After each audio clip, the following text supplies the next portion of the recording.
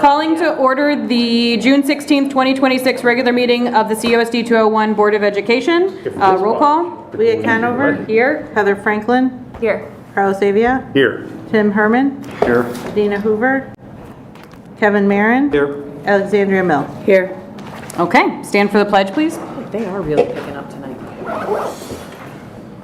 I pledge allegiance to the flag of the United States of America to the republic for which it stands, one nation, under God, indivisible, with liberty and justice for all. Okay. The chair will entertain a motion to enter closed session to discuss specific employees, student discipline, and the purchase or lease of real property for the use of the public body. So moved. Second. Roll call.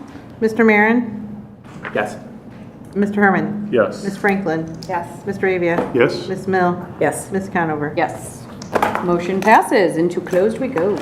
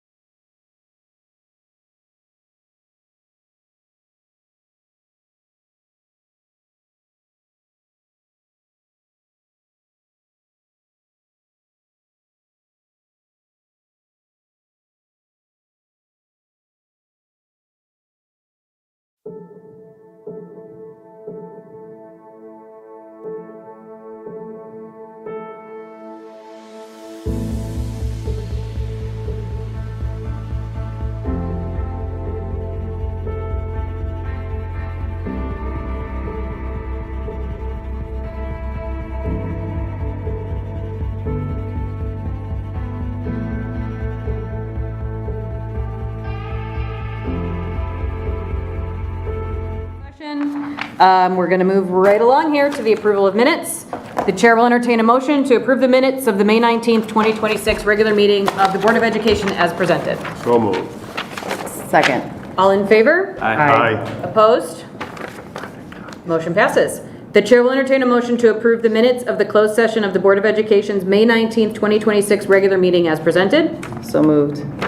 Second. All in favor? Aye. Opposed? Motion passes. Do we have any public comment this evening? Nope.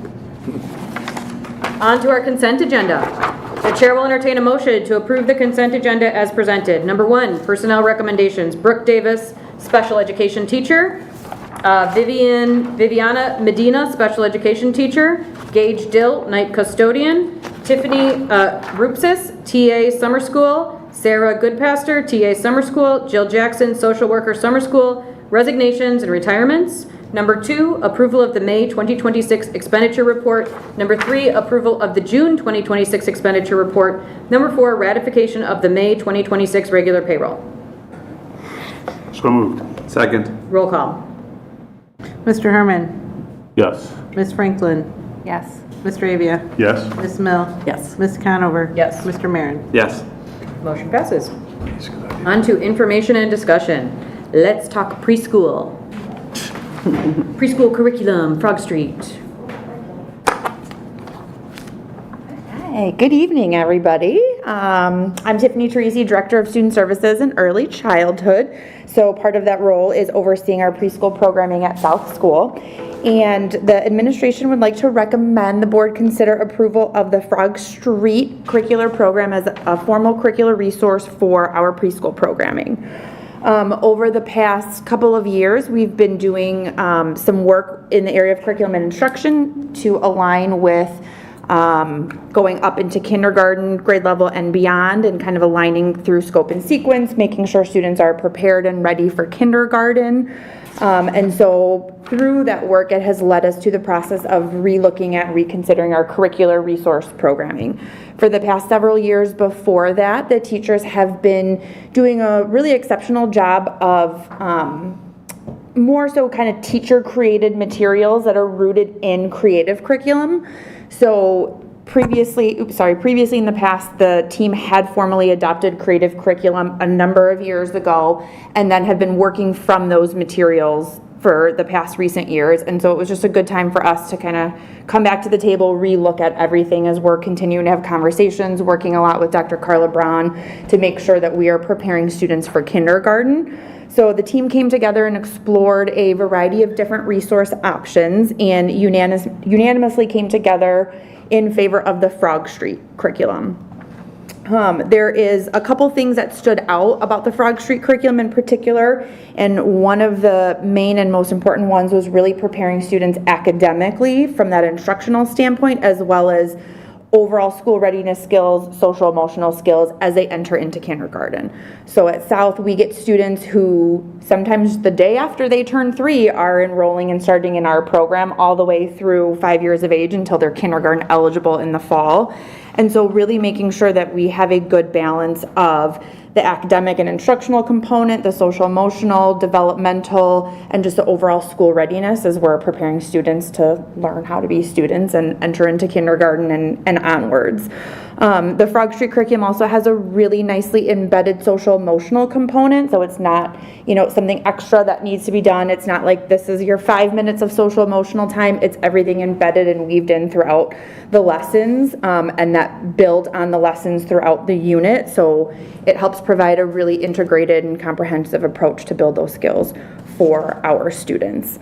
The approximate cost of this is about $9,600 for the curricular program that will be funded through our Preschool for All, or our PFA grant. And we are looking for this to be approved to then implement and use starting this fall for the 26-27 school year and beyond that. All the information you guys do have in your board packet that summarizes what I just shared, as well as goes a little bit deeper into some more of the different parts of the curriculum. But any questions, anything else that would be helpful for me to hit on? Can you take us through the rest of the PowerPoint, just so it'll be up on the, Oh, that's not, Oh, yeah, this this is, is for the other thing. this is Okay, for the never whole mind, thing. never Okay, mind. I was like, oh, is there a slide for me? No. Disregard. Any other questions? Yes, any other questions about Frog Street? No? Awesome. Thank you. All right, thank you. thank you. Carla, Star versus iReady. All right, so I am coming today. I'm going to present it at the June board meeting for approval, hopefully at the July meeting. So currently we use the iReady diagnostic 3 times per year. So our kindergarten through 8th grade students take an ELA assessment and a math assessment 3 times a year as our universal screener. And we've been using iReady for several years. We've come to this year, many teachers, some parents have come with expressing some concerns that iReady is not really meeting the needs of our students at this point for various reasons. One of the reasons is the length of the assessment. It's also, when we give assessments, we want it to be actionable. So we want the information to be something that we can use and we can act on right away, and we can make and we can help our students. And we feel that iReady is not really meeting those needs at this point in time. However, we still need a universal screener. It gives us really important information about our students. It really measures our students' achievement and growth. We use it for our MTSS process. We use this data for early identification to see what students may require additional support. And we also use it to progress monitor our students to ensure that they're growing at the appropriate levels. And it's something that's common among all of our grade levels. So we still need a universal screener. So I'm proposing that we move from iReady to the STAR assessment, and this for a couple of reasons. The big reason is for increased instructional time. So the current iReady assessment that we give, it can take some students about 90 minutes to take the ELA and 90 minutes to take the math. So that's 180 minutes 3 times a year. Where the STAR, it tops out at 20 minutes. So it'll be 20 minutes for reading, 20 minutes for math 3 times a year for that universal screener, but it's significantly less time. And then it's also a cost savings for us as well. So for iReady, it costs us approximately $40,000 a year. For the STAR assessment, the actual STAR assessment will cost us $15,000. And then the training for next year, because we will need to do some initial training, will be about $7,000, but we don't anticipate that being a continued expense as years go on. So that was decided because of some feedback, or a lot of feedback we received from teachers, some from parents, and that is our recommendation to transition from the iReady diagnostic to the STAR universal screener for the next school year. Does anyone have any questions? Did any of this decision, anything going into the decision have to do with the lawsuits that are going on with iReady? So there is a lawsuit for iReady, and it's all built around student privacy concerns. iReady has come out with a statement that's saying that they're not in violation of anything, so that's still in process. But for our standpoint, this is a lot coming from it's just not meeting the needs of our students. So that, I mean, yeah, that's a part of it, but the biggest concern for us is that it's just not meeting the needs of our students at this point. Do you know why the 20 minutes versus the 90 minutes? It feels like a very big difference. Yes. What is different about that? So when I talked with STAR, they say that they've done a lot of research on their end on how 20 minutes can give just as much high quality information. You still get a student growth score, you still get a proficiency, and you can, with high quality questions, you can still get that same information is what they say. Okay. Okay, 20 minutes versus 90, so. Yeah, I mean, That's I had the first the thing same kind of thought, That's the like, first thing I saw when I saw that. That's an important question, but It's a great question, yeah. we're still gonna get the same information, we're still gonna get the same data, we're still gonna be able to Yes, get I- all of that important student information. I asked that question, they showed us reports, it looks very similar. So So it's the data's significant. apples to apples, so you, It's an adaptive assessment, just like iReady is, where what that means is as students get questions correct, they'll get harder questions. If they get questions incorrect, they get, easier questions. So it's the same style of assessment, yes. Have you seen STAR used in other districts? And has anybody that you know made the switch from iReady to STAR? Yes, so I was speaking with someone who made the switch from iReady to STAR, and she loved that decision. But there are a lot of districts near us that use STAR as an assessment. Yeah, I feel like when you're looking at universal screeners, it's typically MAP, iReady, or STAR. And I feel like MAP and iReady are very similar. They're almost the same thing. And STAR is similar and it gives the same information, but it's a less of a time commitment. So will iReady still be like a resource? Because we use iReady for like lessons and stuff. Yes, so we purchase currently iReady Diagnostic, the assessment, the universal screener, and then we also purchase for kindergarten through 5th grade, iReady Math. And they're two separate things, and we'll still continue with the iReady Math resource for kindergarten through 5th grade. And the junior high? Junior high uses Carnegie. Summer class is using iReady. Yep, they're using a special program to determine what class they should be in the Yeah. fall. Yeah. I had it. So, and this could be ahead of ahead of where you guys are at. What's the thought? I mean, I think about iReady weeks, and I always know when iReady weeks are because it's like make sure your children have slept, and It'll be the breakfast, same. and da da da da da. Yes. But 90 minutes is like. Yes. I mean, and they're like, we finished it, or we didn't, or we did it. Is the thought like this kind of fits into the class, or it's split up, or?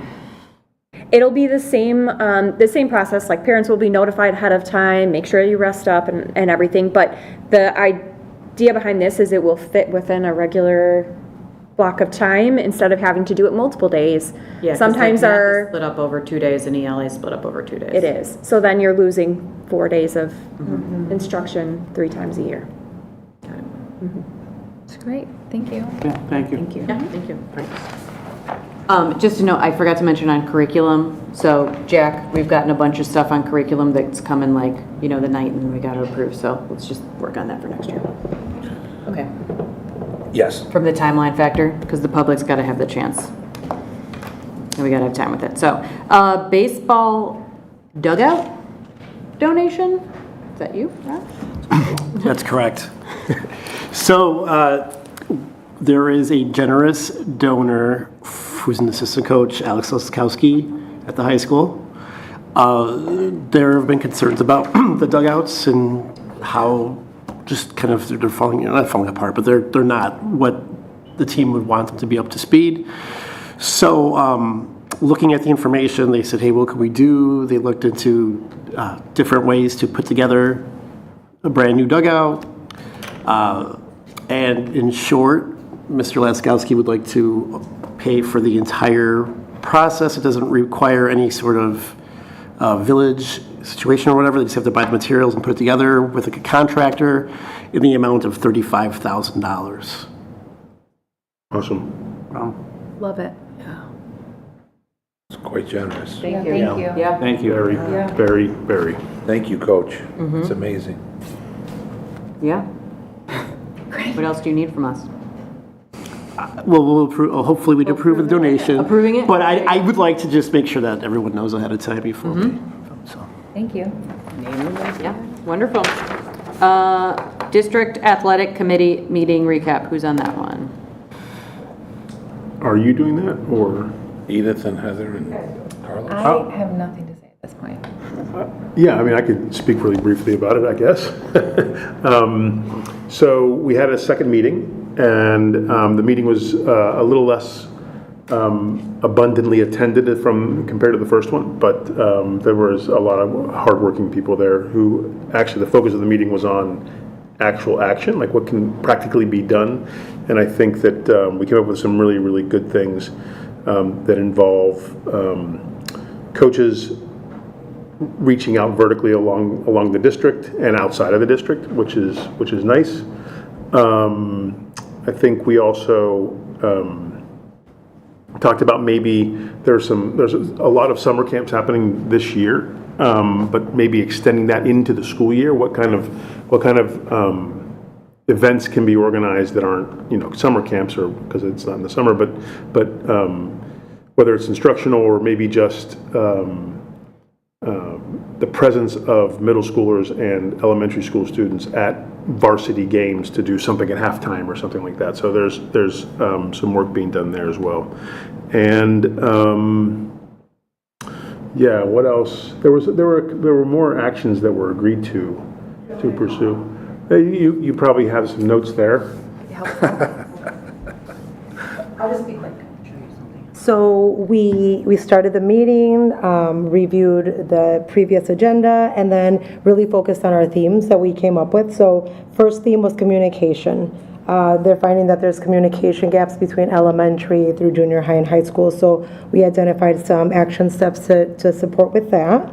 Vertical alignment and feeder programs, how we can make sure that our K-5, the majority of that conversation was K-5, how there really aren't any programs or opportunities for our students and how we can enhance that for them. Talked about some different ideas, partnerships with the park district, and facility and improvements we didn't get to because we spent all of our time talking about the other two. Yeah. And then parent and coach education, which we are looking for a softball coach, and something that Dr. Weck said is something that would be really helpful is that recruiting piece, right? Making sure that we have coaches coming to us with experience that are willing to do the job. And so we talked about maybe some recruiting efforts to be able to support with that. And we said we'd give a shout out at the board meeting for looking for a softball coach Yes. for the high school. And in the meantime, I got a name that I'm not going to say on the mic, but I got a name for Kevin. I believe for assistant coach as well, right? So, The coach typically chooses an assistant. Yes. Yeah, right, exactly. You can still apply, but you can still apply. And that's more to come. Awesome. Thank you, and thanks to all the folks that are involved in that. Self-workers compensation renewal. Yeah, so we received our workers' comp renewal back from, it's from Self. So the renewal right now that we're looking at is pretty much on par with what we've done in the past. This is just routine that we have to do to be covered for every given year. Any questions? Okay. Policy, second reading. to do that. Again, we're following press recommendations. They're a team of lawyers. They're the experts. They make changes to the documents. What they recommend us implement. We don't have to implement them, but they're the experts. So we're going to follow their recommendations. Anything on policies? I'm excited. Cool. Town hall recap. We had a full, small room, and we heard some new voices that had some real expertise. Tonight, I have to say, overall, I think I would characterize as a lot of support from community members for the concept. There was people in our community, I'll say, a gentleman named Tim, who has a lot of expertise in building projects over the years, and John, too, who are longtime residents and have a lot of familiarity with construction, who were supportive, but who had cautions about making sure that we attend to the safety needs of our kids during a construction process. So that was very appreciated. And I think tonight, of all the meetings, while there certainly were people who were concerned about the impact to taxpayers and concerns about making sure that we are very clear about what we're asking for and giving really details as much as possible about what the school could look like. Overwhelmingly, there were a lot of people in the room who saw the wisdom to the proposal we've made. So. You want to talk about last night's virtual one and anything from last night's and the one before a couple weeks ago? We have about 20 people in there. Really great questions. Everything will be posted on the questions.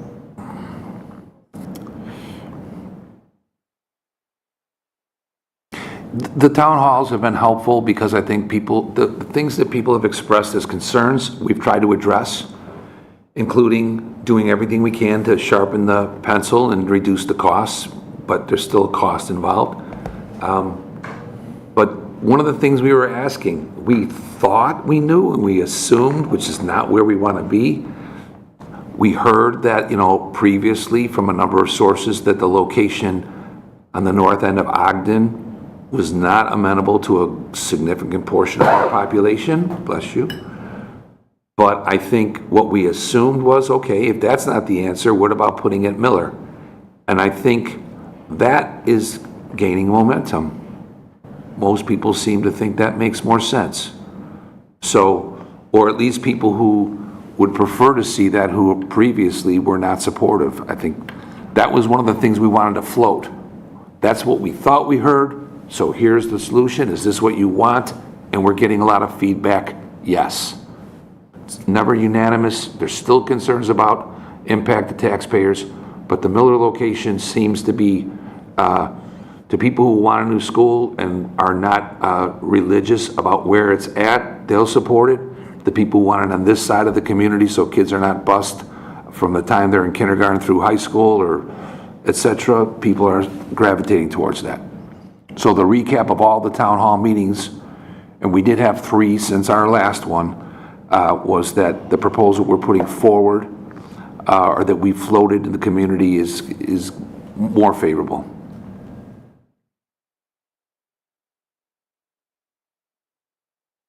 Do you guys have a thought on what you would like to do moving forward? Yes. So No. Like, obviously, you were making a recommendation to the board, I'm saying from a town hall perspective, from a meetings with the community perspective, not from, we know that you are recommending, we know that, but. I think the recommendation to the board, and the board deserves and needs time to process and contemplate.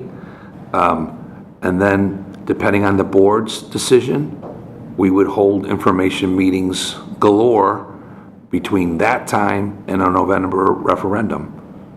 And we've done in the past, take all questions, be as clear as possible, put out all the information. There's already on our website, just documented, there's 8 different documents and a tax calculator.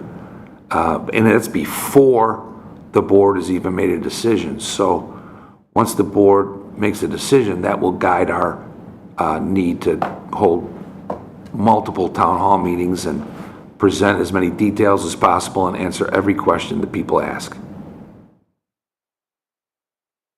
So what I'm hearing is if we don't make a decision until mid-August. Our recommendation is that you take this under advisement, consider it tonight, and we're getting a little ahead of ourselves, but we would ask if the board could make a decision in July that would give us enough lead time to hit it when school year starts and people are back in session.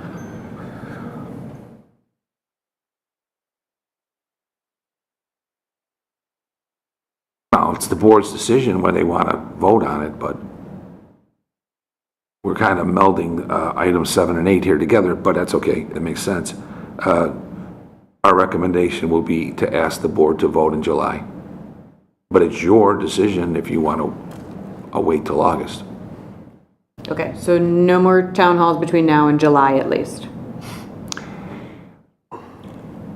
We've held 7 Which is fine. meetings total. I want to make sure that it's. So, yeah, I mean, people have had ample opportunity to come and go online, and there's all the information that's out there, and we feel comfortable putting forward a recommendation And until the board makes a decision, I mean, there's no new information. So we're content that once the board makes a recommendation, then it's time for us to really put information out there and get feedback and, not really feedback, but to answer questions. So to answer your question directly, no. It's not that long either. When is the July board I meeting? feel good about that. When is the July board meeting? We know, Shannon? July 21st, I believe. So with the holiday and giving people a chance to rest. It's 5 weeks. Yeah. Anything else on townhouse? Okay. Administration recommendation of the board? We're getting semi-dramatic here. We're all going to go up to the podium and address the board. Oh, boy. I hope there's a song. A song. This board meeting, the musical, is that what? Oh, Carlos. Okay, so it really is an important recommendation, we believe, because what we're asking is significant for the board to consider. This is a quick recap, and we can post this on our website, correct? So, we think this is a tremendous opportunity to strengthen our school district and the community at the same time, to address the very real needs of facilities in our district that I don't think anybody really disputes. What we're going to do is the question, but that we need to do something is just without question at this point. It's been, the next thing we really want to make sure that we're clear on is that we acknowledge and deeply appreciate that this will be a sacrifice and a commitment from our community members. We don't just gloss over that. This is asking a community that already supports its schools for additional funding. And we take that very seriously, and we know it will be a heartache for some of our community members. It'll be a sacrifice for some of our community members. But we believe it's in the long term in the best interest of our community and certainly our school district to go in this direction. We've spent years of listening, quite frankly, and engaged in collaboration to come to a consensus for this proposal. And we've made alterations and compromises based on feedback from the community. Addressing this issue now is essential for the long-term health, safety, and success of our students. We do this in a different fashion. This is the vehicle. We have a list of, and we'll return to this, these are just neighboring districts and the referendums they've passed. Now, I'm trying to be as gentle as possible, but either they all made mistakes by approving referendums, or, we got to figure out something that nobody else has figured out. This is the vehicle. You go to your public and ask for money to renovate in a major league way or to build a new building. So this is just a partial list of 46 plus districts whose communities have passed referendums. We have not passed a referendum, let me be clear, in 50 years in this district. There have been multiple attempts, and some lost by the thinnest possible margins. So the time is now, or to be fiscally responsible, the prices will just keep increasing. The recommendation reflects a fiscally responsible long-term solution. We think it makes more sense to build one new building versus renovate. The costs of renovation are close to the cost of building a new building, first of all, and second of all, we would lose the opportunity to consolidate and save money on an annual basis. And if we renovated the two buildings, the downtown area cannot be enhanced, as is the village's and idea. And we support that. A new K-5 building creates operational efficiencies and consolidation savings to the tune of conservatively $600,000 to $700,000 annually. The redevelopment of the Manning property is projected to generate tax revenues. The numbers from our village officials are at the tune of $800,000 a year, so that is beneficial to taxpayers also. The property acquisition was the most cost-effective option available. We looked at Naperville and Cass. If we could have acquired those properties, it would have been north of $11 million. The Ty Warner property, if there had not been a donation, would have been close to $15 million. The Bank of America property, which is even for sale next to Manning, would have prevented the village from developing the downtown area and would have been over $5 million, conservatively speaking. So purchasing the properties from our neighbors south of $5 million is the most cost-effective land acquisition option that was available.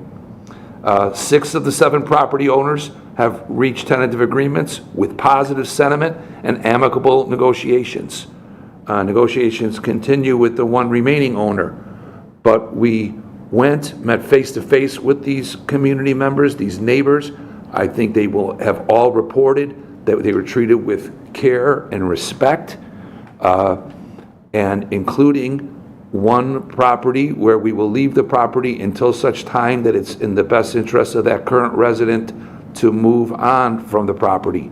So we negotiated in good faith, positively, respectfully, and that's what the neighbors are saying. That was a very much a priority for us, and treated them with compassion. That's the hallmark of this district. The delay in not approving a referendum has actually led to higher costs for taxpayers, as we've seen, and that will continue to be the case. So there's no such thing as a perfect solution, but we are confident that this is the best solution for our entire community. The proposed ballot language is, shall the Board of Education of Westmont Community Unit School District 201, DuPage County, Illinois, build and equip a school building to replace the J.T. Manning and C.E. Miller Elementary School buildings, acquire land, which gives us some option there if needed, though we do believe that the sale of Manning, which we're getting another estimate on, will pay for all the 7 properties that we're seeking to acquire. Improve the site, including playground space, additional parking and drop-off pickup zones, and issue its bonds to the amount of $68 million for the purpose of paying the cost thereof. We went to Nicholas and the architects and dropped the price after careful consideration from the low to mid 70s to $68 million. That's a decrease of 6 to 7%. It is $4 to $7 million. And in numbers like this, it may not seem like a lot, but it is $4 to $7 million less coming out of the taxpayers' pockets. We have spent considerable time on this. I wish there was an alternative. There's not. We have to do something. We can't keep kicking the can down the road. We can't consolidate with other districts. That's just not a real option. We could not have paid for this out of our annual funds. Illinois budgets are not built for that. It's not that we were irresponsible as a district. It's that we have addressed the needs, and we've come to the point where we have to do something major. And in the state of Illinois, the way that's done is through asking taxpayers for ballot language like this. So we are confident this is going to be best for the school district and the community. I'll let some of my fellow administrators speak their mind on this too. So I'll start. So obviously I am employed by 201, but everything that I do, I think through the lens of being a parent of a 4-year-old and a 6-year-old. They're my most favorite people in the world. And everything I do, I think about, is this what I would want for my own kids? And when I think about the education that our kids are receiving in 201, it is absolutely yes. We have amazing teachers who care about the whole child. They care about them academically, socially, emotionally. We have amazing students. We have wonderful parents. It's an incredible place to be. But when I look at the facilities, that gives me pause. It's not something that I would want for my own children. And quite frankly, our kids deserve better.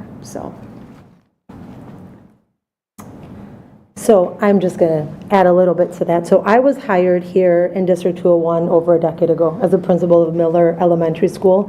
And I remember coming here and thinking I was like in a Hallmark movie. It's like, oh my God, this town is so quaint. It's so pretty. It's, there's so much tradition, so much richness. People value family so much. And I just thought it was so wonderful. And that's why I'm back, because Westmont has all of those things. But I do believe that we run the risk of losing that, because you know, we can't keep traditions if we don't have young families moving in to keep those alive. That's just not going to happen. And I think our education is spot on. We keep working to improve, to get better, to make sure we're reaching all of our students. We're doing our part. And really now the community has to do theirs. And like Jack says, we wish we didn't have to do this, but we're in this predicament. And so, you know, we will keep doing our part as much as we possibly can, but at some point we need help. So that's what we're here for. So as my first year here, I kind of reflect, I've probably done about $250 million in construction over the last 15, 16 years under my previous districts. I can talk money all day. I know Dr. Balderman brought out some really good things, but I can tell you what I've seen. So when we built the Morton West Freshman Academy, I saw a student walking through the hallway, very first time once we opened it, and a small Hispanic girl goes, "Wow, this looks like a rich kid's school." She puffed up her chest. She was so proud of herself because that's where she went to school to change her future. When you look at spending, it typically hits a certain population of student. We talk about kids who are excelling in academics, finding a voice. Maybe they're shy, extracurriculars. They're trying to find their superpower. This hits every single child. This is one of those moments in spending where you can actually affect every single 100% of your children. A child's first imprint on their memory in education is going to be this building. This is what they're going to see as a legacy and what they want to do to determine their future. We are looking to build a facility to aid a child's social, emotional, and academic life. It would be a central hub for the community and the children. It's something that not just they would be proud of, but also the community. I see this as a perfect opportunity for you to change, as a community, the future of all these students, all these children that you're helping to raise and that you're helping to build upon so that they become those doctors, those attorneys. They can be carpenters, they can be any sort of position, and they're going to serve you down the line. So all you're doing is paying it forward, and they're going to do that too. But that's what this building is capable of doing, and I'm sorry, but when it comes to environment, that means everything to children. So that's why I'd like for everyone to consider this. This is very important. I've seen the impact on kids in lower income districts, and wow, does it make a difference, not just academically, but socially, proud, going home, talking about what they've done and what they see because that was given to them, and that's what I think we need to do. So just a couple of thoughts from the finance guy. Thank you. I'll be very cut and dry. I came to this district and there was a massive infrastructure problem. Very early on, I kind of realized that we were in a hole that we could not get out of. I watched previous conversations go on about how to fix the elementary problem. The high school is very well established, the junior high is very well established. This district has always had an issue with the elementary schools. At one point we had 3 of them. We have 1 of them that needs a full gut job. If we are going to be using the taxpayers' money, what makes most sense is to do this once and do it for the rest of time. We could renovate both buildings. We could spend an unbelievable amount of money doing that. You could have viable schools at the end of it, but if you've done that, you've put all that money into it and you've gotten what out of it? You've gotten 2 semi-renovated schools that would be viable, but it does not change this district.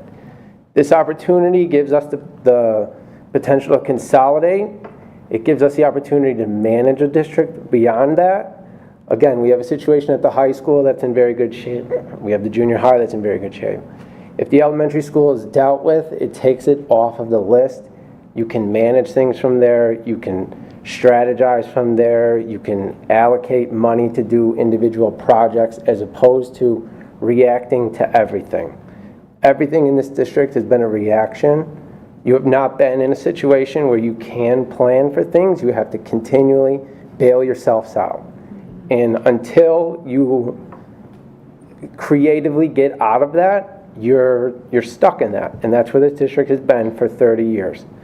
This move would consolidate things to make it a manageable district for this type of town to carry everything that they've built through the future. Short of that, we don't know. I mean, there's a lot of things that they've put together that we would have to deal with.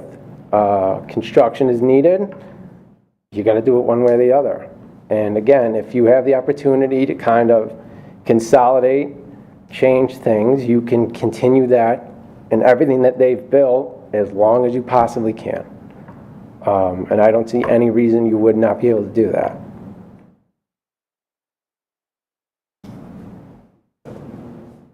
I'll be short and sweet and echo everything that my colleagues have said, but Westmont is a really special place. CUSD 201 is a really special place, and having had the unique opportunity to work with the district for many years in my previous role as a coach, and then come and formally be part of the district, the reason that I'm standing here, the reason I'm still here today is because this district is a very special place and this community is a very special place. And in order to continue that, we need this opportunity for our students. We not only need it, they deserve it. And this is an opportunity, and we are coming to the community and asking for support to make a decision that will have a lasting impact on our current students, future generations to come, and really leave a continued legacy in the city of Westmont for all of our families, all of our community members. And it's really just an opportunity to give our students what they deserve, and we're asking for your support in that. So we can answer questions, you can have a discussion. This is our proposal, what you see on the ballot language, and it really is, at this point, in the hands of the board. So.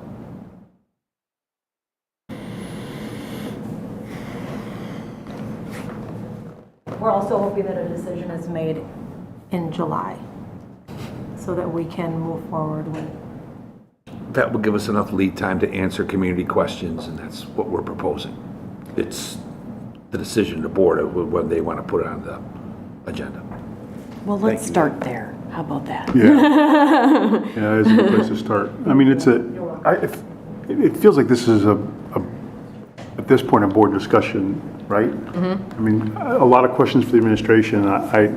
Other than the actual language of the proposed ballot measure, which we could get into, but I don't have any questions for the administration. I just think it's the first point is that we should discuss as a board is, do we feel like we need any more information ourselves before having this as an action item on an agenda? Well, so to that point, right, what we kind of talked about at the last meeting was like potentially adding a special meeting that is just kind of based on this. Based on the doodle polls, the only non-scheduled board meeting night, that 6 of the 7 board members are available is June 30th. June 30th, which is right around the corner. Right around the corner. So if we would like to devote a meeting to, a full meeting just to discussing this, that's one option. We then have board meetings scheduled the 21st, which 6 of the 7 board members are available for, and the 18th, which 5 of the 7 board members are available for. Sorry, can you say the months when you say those dates? Sorry. June 30th, July 21st, and August 18th, which is the limit. August 18th is the limit, the 23rd? Is that right? Is that the date? Yeah, I think that's right. Yeah. So,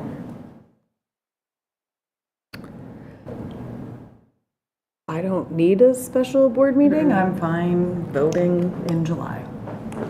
Agreed. Yeah, I'm in the same boat. I mean, I think that, again, the only thing that I would want to take a little time myself for, and there's plenty time between now and the board meeting in July to do that, is to like think through this proposed ballot language, and if it's the exact right language, because that's the one thing that is once we vote on it, cannot be changed. Cannot be, And I think that I would like to have I know it's an inconvenience for us, but I do think a special meeting to allow the public to come and give public comment with all the board members present before we actually vote, so that we can consider that public comment as a board. So I think having a special meeting would be important and would be necessary. right, so the idea then being a special board meeting on the 30th of June, that is, because that is really pretty close, that is widely publicized, because if the intent is to get the public, give the public the opportunity to give public comment, because we wouldn't be engaging with the public in that scenario. No, we would adjust our public comment rules. And yes, it's not as much for us. It is kind of what we discussed last week, was like creating the opportunity for the public to talk to us. Right. So understanding that we have these, board meetings are meetings that happen in public, not with the public, and we won't be able to go back and forth, but it is the only way via public comment or email. Hey, send us emails. We love emails. Okay, or email, that the public can directly tell us, not through the administration, not that the administration doesn't do a great job and that we don't trust them, but it is the opportunity for the public to tell us what they would like us to consider in this conversation. Right. I guess my question is, that's what the 7 meetings have just been about. And I get that we didn't have to come to those, and, I didn't come to every single one, or I showed up halfway through, but I feel like most of us were here for multiple meetings. I think we got the gist of what the community wanted. I guess I just don't see the benefit of additional meeting, like, besides someone coming up and saying, vote yes or vote no, which either way, I don't know if that's going to sway anyone on the board. I don't know what else the community could say to us that they haven't already said in these meetings. I guess is where I'm at, is what additionally are they going to say? I don't know that it's so much about like what else could they say that they haven't already said, as much as giving them the opportunity to say it on record. But they've had 7 chances. That's not been on record. It's not really been on record, yeah. It's not the same setting. It's Really, not- the it is town not, halls aren't the same setting as a board meeting would be. That's a perfectly fair. This is our meeting. This is not the administration's meeting that they're reporting to us. This is our meeting, on record, videotaped here, public comment, entered into the record. It is that opportunity, which the town halls do not. And I do understand that, but all of the town halls have been videotaped and posted online, with the questions posted, with the answers posted.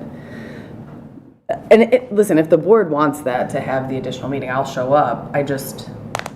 I don't know that it's not so much that I want it. I want to make sure we give, especially our fellow board member, Tim, who's voiced it, let's fully flesh this out. Like, let's really talk about it and make sure I want to make sure, for me, it's about making sure I understand exactly what the objectives of the meeting are beyond listening to the public, and that we get the structure of the meeting right if we decide to hold it. You know what I mean? So if we have a meeting, a special meeting on the 30th, there's no action item. Nope. There is only public comment and then a discussion item. Because ostensibly, you would like us to also discuss. Yes, absolutely. Yeah, discuss, so we can discuss. Amongst ourselves, right? Public comment, we have public comment in the beginning. Yeah. We can discuss. There can also be public comment at the end. So we can go and the public can see us discuss that in the record, okay? But we do, yeah. Just real quick, because I want to make sure, I definitely don't want to put words in your mouth, Tim, but in answering your question, I think what Tim wants to see and thinks it would be healthy for the community and for the board and for the possibilities of a referendum are precisely that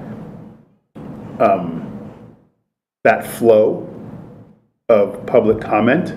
We talk about what maybe our takeaways are, or maybe you don't want to talk at all. And I mean, you're, as a board, you don't have to, because again, you don't have to, but to have that discussion in open and recorded and a formal meeting, and then perhaps to even hear more public comment after they hear us discuss, that is the, It's as close as we can get to having a meeting where we can have, as a board. as board sitting members, here, not as community members, right, not as, right. having discussions back and forth. Yeah. Can that meeting include a discussion on the proposed ballot language so that it can become an action item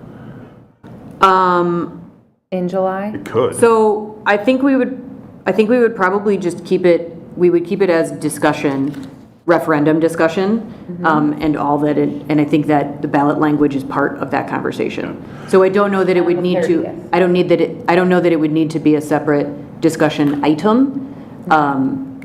In Because order to become an action item, it would not need to become. Them putting it tonight, it could be an action item. Okay. If we don't have any, if tonight we were like, great, rock on, go to town, okay? Essentially, it could be an action item on the next meeting. I mean, I don't recommend that. Because again, that piece of where we try not to discuss things and take action on them on the same night, that is for the public. That's not nearly as much for us as it is to give the public the opportunity to see what we're discussing and give us their, because we represent them.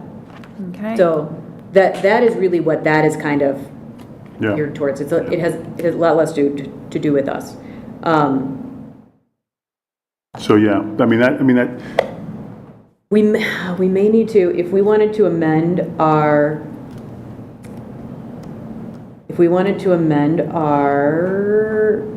public comment policy for that evening, we would have to have an action item, right? I believe so. I would have to check with the attorney. We would have quorum, and we would post the meeting, it'd be a special meeting, so we're allowed to have an action item. Yep. So that would have to be, we would need to have. because that's the next thing I was going to say, because Tim, I think I understand what you're proposing and why you're proposing it. I think I do. And so I would say that if we're going to do this, we have to get the public comment. Yeah. So, yeah. The rules of public comment, we would have to be very specific about them. I was going to save this for the. I have it on my computer screen right now. For the board, for my board, part of my board report, but we went to this president's training, ISB board president's training thing on a Saturday morning on my birthday. Some of us stayed A lot for of the whole fun. thing. And one of the things that was talked about there was like just the different ways that different boards do public comment, and I was like, wow, never thought about that. I never thought about the other thing. I never thought about this. And there are a few of those items that I think would be, for what you're talking about, would be real. They're not part of our current policy, and they would be really good additions for this, to make this the most effective and efficient use of everyone's time, right? A couple of those things that occur to me that I heard, and also something I saw in this room at a village hall, you were there too, Tim, Kevin, where they basically reminded everyone, don't repeat what the last person said. Don't refer to what the last person said. We want to hear people's opinions. We want to hear people's feedback. We want to hear what people have to say. We don't want to hear the same thing over and over and over again for 45 minutes, right? Because that's where, I'll be honest with you, Tim, that's what my reticence to having this special meeting for this purpose is hearing the same things over and over and over again for 45 minutes or 4 hours, right? But it may be important for us to hear the same thing over and over again from some people, because we don't know if there's 10 people who are thinking the same way. So here, I would like to read to you, so this was, I think that this was a board that had kind of done this during COVID. They had adjusted their we were talking about whatever, so. What they say in their policy, our policy is 5 minutes per person, no more than 20 minutes on one Any topic, topic. which is which is specifically what we would need to amend it for, okay? Or we could keep it and keep the board, keep it short, but I don't think, I would love to keep public comment to 20 minutes. That's the feeling of this board meeting, right? So they do something similar, but so they have a couple of options essentially, but their third part of it is identify oneself and be brief. Ordinarily, the time for any one person to address the board during public participation shall be limited to 5 minutes. In unusual circumstances and when an individual has made a request to speak for a longer period of time, the board president may allow a person to speak for more than 5 minutes. Here's what I think is helpful. If multiple individuals wish to address the board on the same subject, the group is encouraged to appoint a spokesperson. And so what what that looked like and what they essentially kind of described that as is fors, against, so that we can see, right? So that we can see physically in the room the fors and for the against, and Consolidate. we can consolidate that. It's not that everybody wouldn't have an opportunity to speak, because we would allow for everybody to have an opportunity to speak. But we would be asking, if the comment's been made already, you don't need to go into the detail on it. Tell us, I reiterate, okay, right? I reiterate what my spokesperson said. But just for the sake of, frankly, everybody's time. So they do, I can send out this policy to you guys, because it does have some other things. It's got conduct oneself with respect and civility. But I thought that was in particular very, very helpful. And they use it very frequently, well, not very frequently, when they have topics that bring a lot of folks out. And that was the board president who was talking about it. He'd been board president, I think, for 15 years. Whoa. Shoot.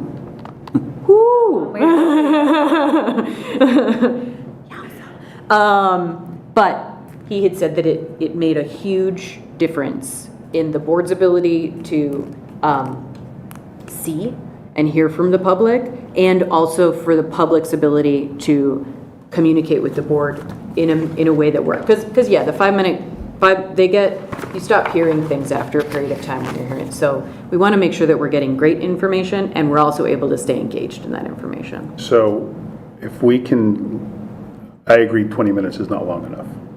If we can limit this in time, I would be in favor of this board meeting. But only if we limit it in time. If this is going to be, we're going to stay here and listen to every community member, no matter what they say or how long they say it, I do not want to do that. So let me recap where we're at so far. It sounds like the general consensus is yes to a June 30th special board meeting. Am I wrong on that? Yes. You June 30th. It's a conditional yes. Yes. That we haven't addressed. For the public. That is the direction that we are leaning in. That is what I'm hearing. We would need to open that board meeting with an action item amending our public policy comment, and that action item would include Public comment policy. It would include the update, whatever we would like to do it as, and I think that this is a good starting point, but it would also have in there that it is effective only that night. And we have done this before for some other things, and so we already have that process. We would go into public comment, we would go into board discussion, and then we would also have public comment at the end, which these are all standard processes that we follow. I am hearing that we do still want to maintain some limit on the overall time. Yes. And do we want to maintain a limit on the individual times, or is something like this where it's essentially asking them to be brief, no more than 5 minutes? Is there a... So I there's, like the idea of asking of if they want to go over 5 minutes, they can, you have the discretion to give them some additional time. again, here's the issue we have with going, I mean, if we set a limit on total time, because that's how we have it structured now, no topic, no single topic, whether you're, and it doesn't say for or against, it just says no single topic shall be discussed for more than 20 minutes. And we're saying, let's say that we make that into 45 minutes. right? And we say that 45 minutes, that means that 9 people can speak. And if someone says, if we say 7 minutes for you, that means that 6 people can speak. And so by giving someone more time, we're by definition saying fewer people can speak. So we have to just think through that for a second and what that trade-off looks like. The other thing that exists is the ceding of time. Like that's something that can be in our rules as well, that someone is allowed to say, you know what, I signed up for public comment tonight, but I'm giving my 5 minutes to this person. That's something that can be done as well, right? So that means that someone feels like their time was respected, and yet someone else spoke in their stead, right? So that's something that can be pursued. But I'm not a big fan of saying you can speak for 10 and you don't get to speak at all because we have a limit of 45 minutes. Yes, I'm not a fan of doing that either. I just think that there needs to be, I mean, if someone's going to go over by 2 or 3 seconds. Well, yeah. And I 2 or think 3 that, seconds isn't an issue. It's 2 or 3 minutes that's the issue. yeah, I think that as we're talking about this, I'm envisioning like, I would like to give a presentation to the board tonight about all of the da-da-da-da-da, right? I envision that potentially getting way out of control.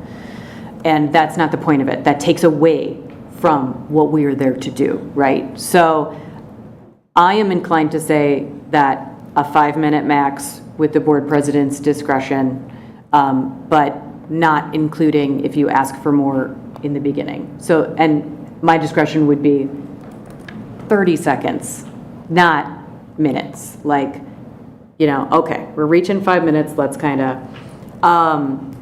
but also saying this, right? Let's be brief if you're going to speak on multiple topics, so that we can actually like take in the information and hear from the most people and respect each other, right?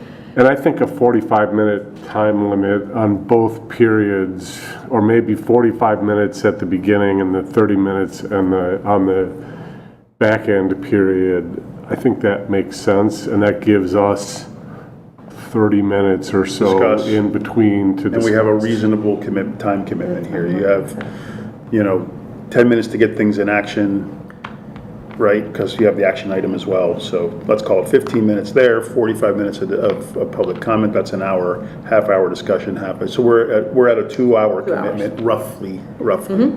And that feels doable. And honestly, I mean, to the point of what I wanted to say earlier, like as much as I'm not in favor of this special meeting, as from the outset, I would say that this is an important enough topic that if it's a 2-hour commitment, it's an important thing to acquiesce here, right? Mm-hmm.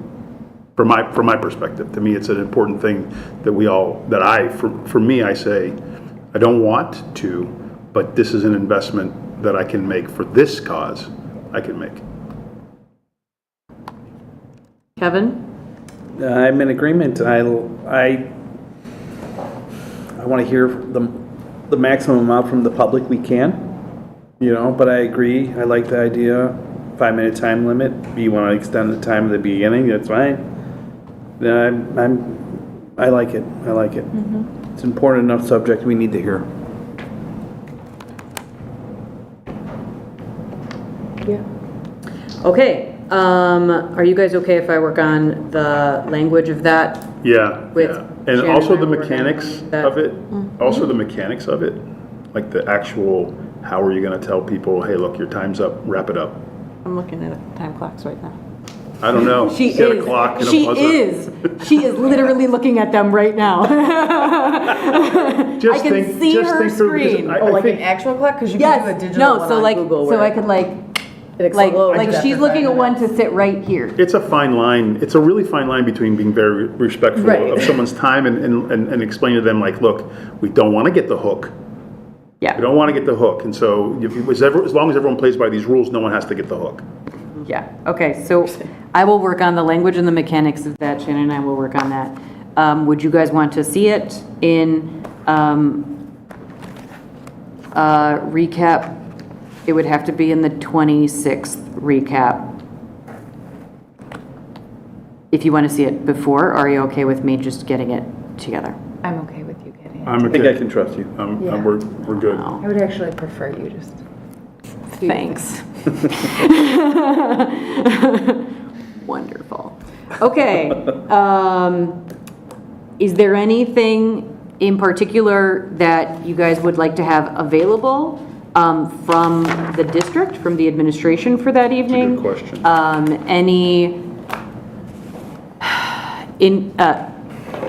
Any packets of information, I'm thinking about stuff in particular, like maybe things that we've talked about not in the last couple of months that do have to do with this, with how we got to this decision, or how we got here essentially, right? So maybe things that, I don't know, we've discussed in the last year or two. I think we have to discuss it. We can have those packets again for anybody to pick up.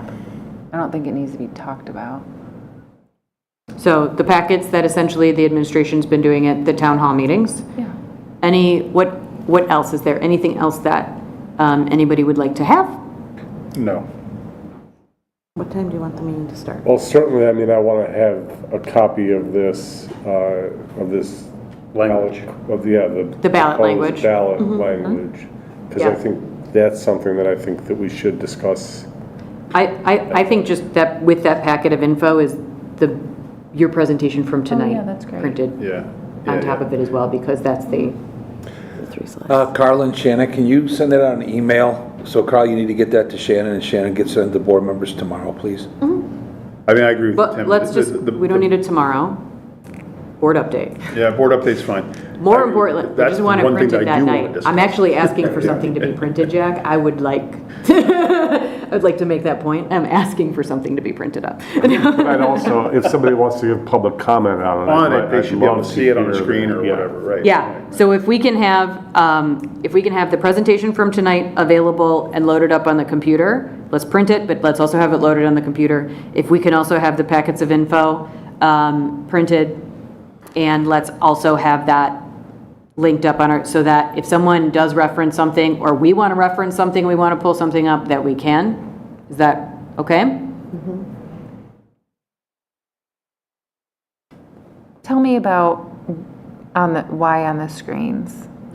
So Or that on the what- recording, it or can what be, on the screens. because if it's on the screens, then it's Ballot available language. during the The recording. ballot The language. ballot language is, On I the think, the screen. big thing. Okay. But maybe even some of the bullets that were Yeah. presented are Yeah. the district's proposal to the board and what we're looking to get feedback on. I mean, so And it does look, make sense to me. It's out of an abundance of caution, because if we start to reference something in that document, if we start to talk about how many school districts have passed referendums in the last, right, then we can go to that on the screen, and then it can be reflected so that anybody in the audience would be able to see what we're referencing, but then also anybody who wanted to watch it later on would be able to see it.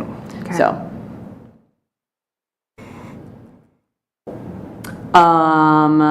Does the administration want to bring anything else to that meeting? Think on it.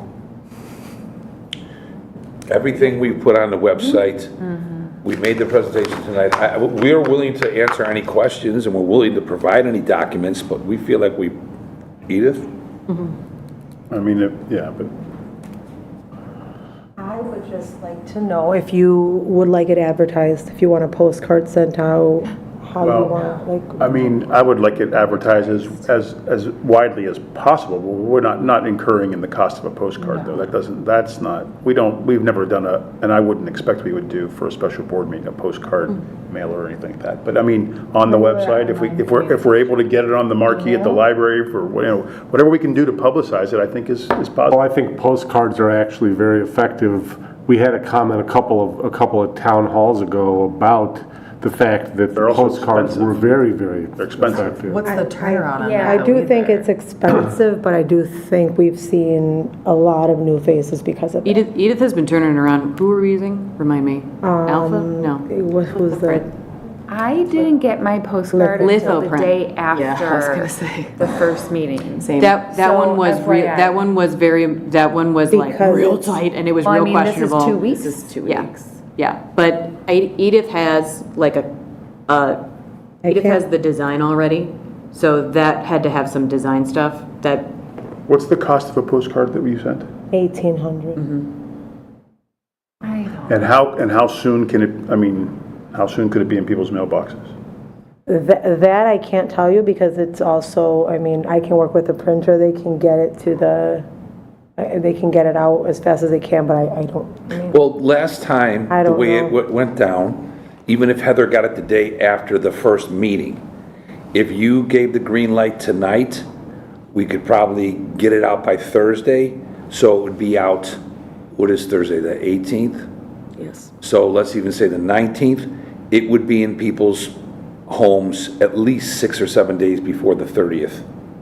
Yeah, I mean, the post office is another issue, but Yeah, no, you can't control for I that. got I a good understand tip. that. I got a good tip from one of the residents about how to say, and people need it, residents need it in their hands by, can you guarantee that? So I feel like it would get to residents in time. tend to And think I it's a do think good it's worth it.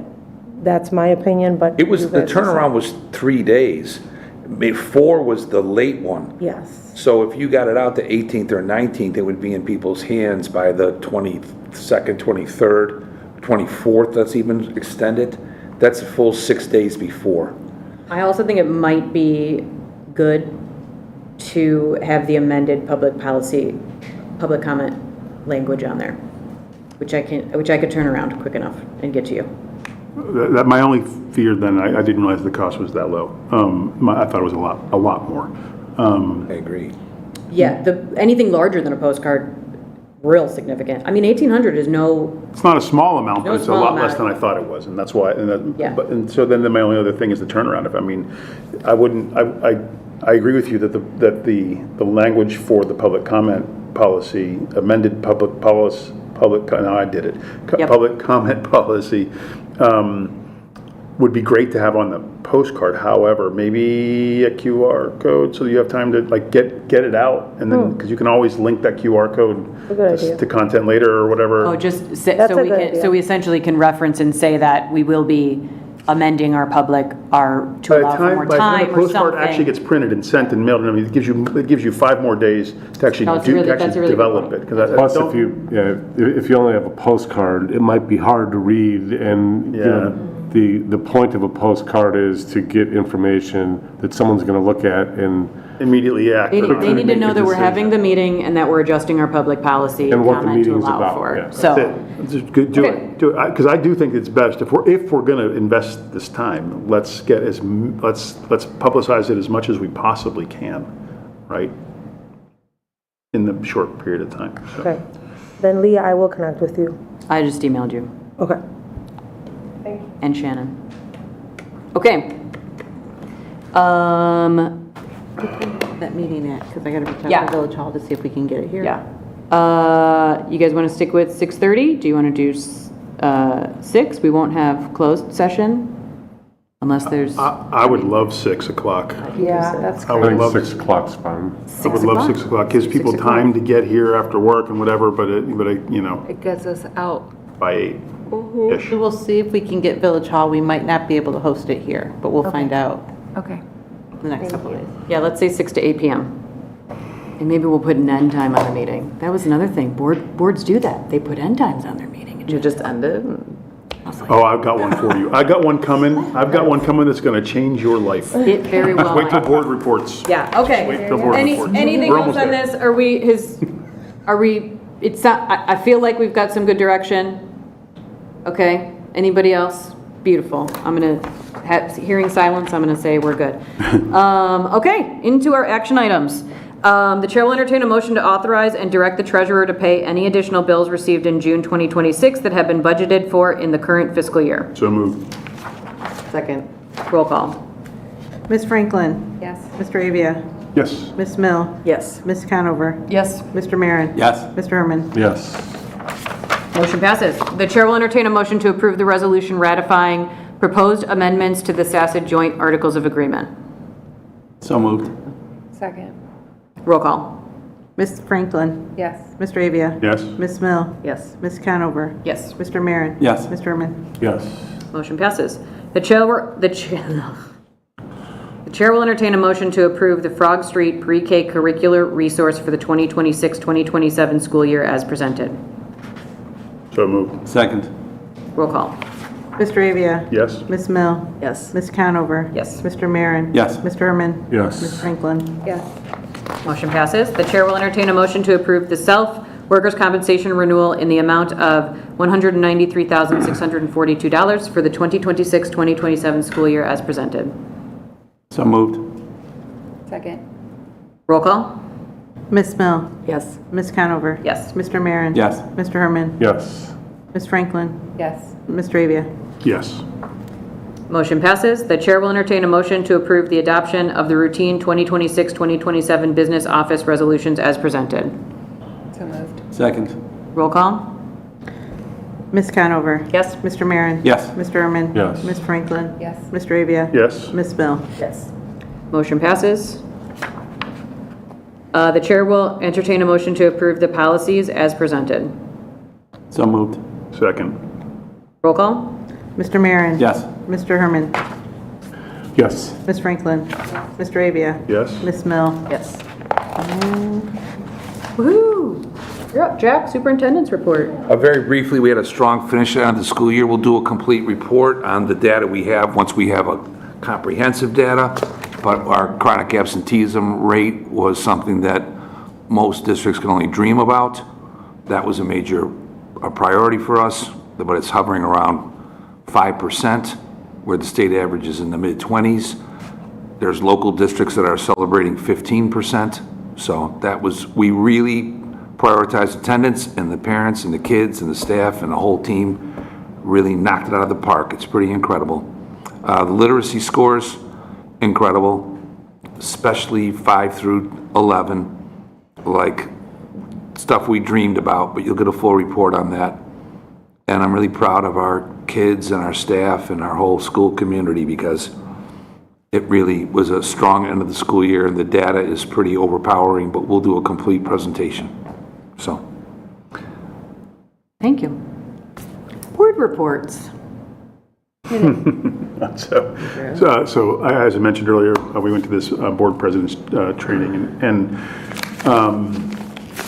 one thing that really stuck out to me was, like, I think we do a good job, and based on what I saw, I think we do a really good job as a board in following parliamentary procedure. However, we don't do it, technically speaking, we don't do it as well as we could do it, right? In other words, we actually kind of, I think,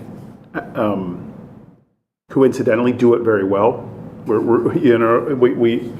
However, there are procedures that are A, available, and B, recommendable, especially, for example, when considering a motion on the because we kind of do this, we just did it a second ago, we do it very, procedurally, but there are moments. A great example that comes to mind was when we had the high school sign, the night that we had the high school sign, then we decided to postpone a vote on something, and I was lost procedurally in how that was supposed to really happen. I think we did it right, but we could have done it better if we all knew the rules, right? Not the rules, the procedures. They're not rules, they're procedures. And here's the one you're going to love. Did you know that you could call to adjourn a meeting at any time during the meeting, and it takes the highest precedent and has to get voted on right away? And I told... And Carlos wants to do it. I want to do it. Just to do it one night. I moved to adjourn, and you have to vote on it. Carlos wants to do it really bad. And Can you move to adjourn? I don't know. They weren't real clear on that. I mean, until your board members want to kill you, I don't know. But anyway, the point, all joking aside, the point is, and I am joking about doing that. Maybe. But yeah, just understand, they have this little cheat sheet, and I'm going to get into... That was the thing, I don't want to get into that part like tonight in my board report, but I think that maybe, I don't know when we're going to do, it feels like it's going to be a while before we do a board evaluation. September, I think we're having.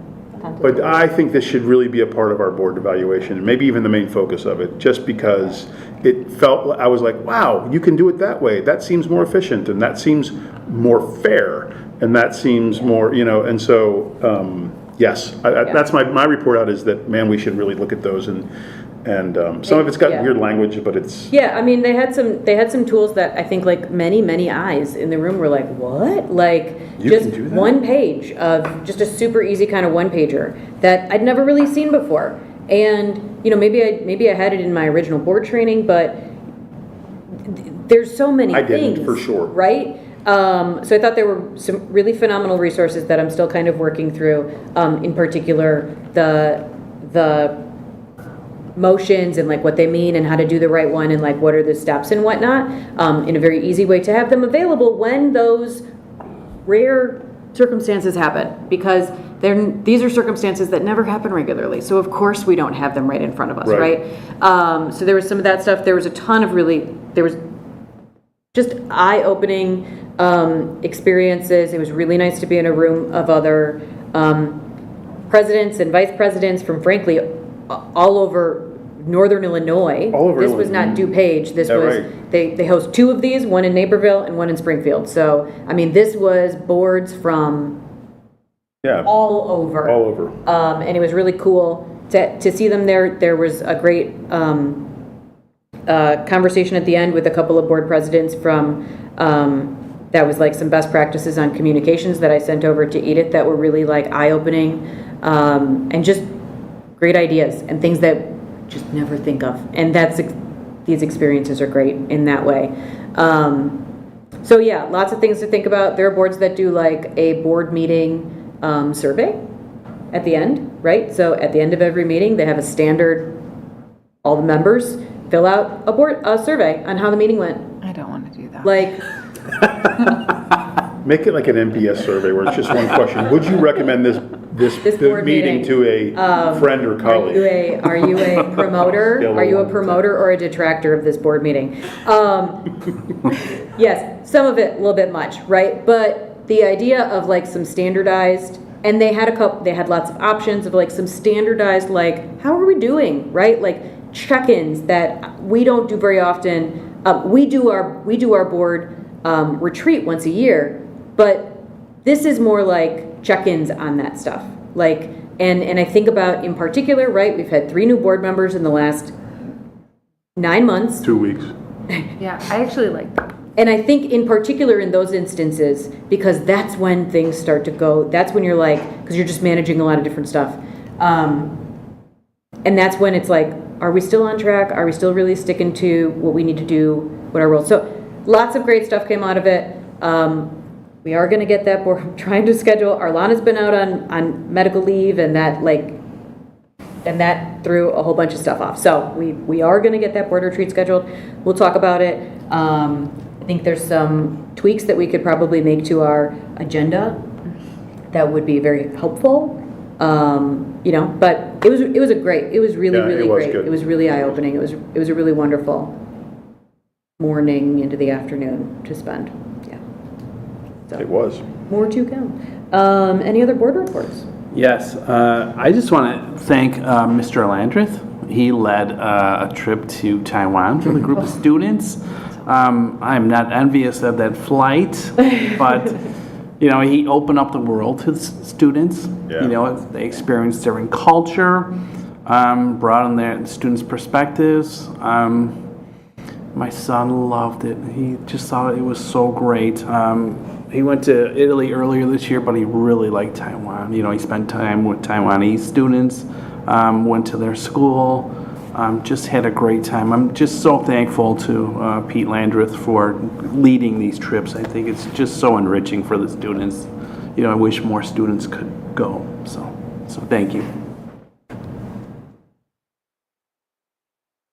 Yeah, he's a really special He really is. Oh, yeah. teacher. Many great teachers in this district, but what he does is way above and beyond. It Yeah. makes our place unique. Yes, definitely. Okay. Any other board reports? Seeing none, I'm going to say, do we have any public comment? No? Okay. Moving right along into future meetings and events. We have our now newly to be scheduled June 30th special meeting from 6 to 8 p.m. Location TBD. And then our next regular board meeting is July 21st, and that one is scheduled at South School. This is not available, so we'll be there. No other communications, and the chair will entertain a motion to adjourn the June 16th, 2026 regular meeting of the Board of Education. So moved. Second. All in favor? Aye. Opposed? Motion passes. Thanks, everyone.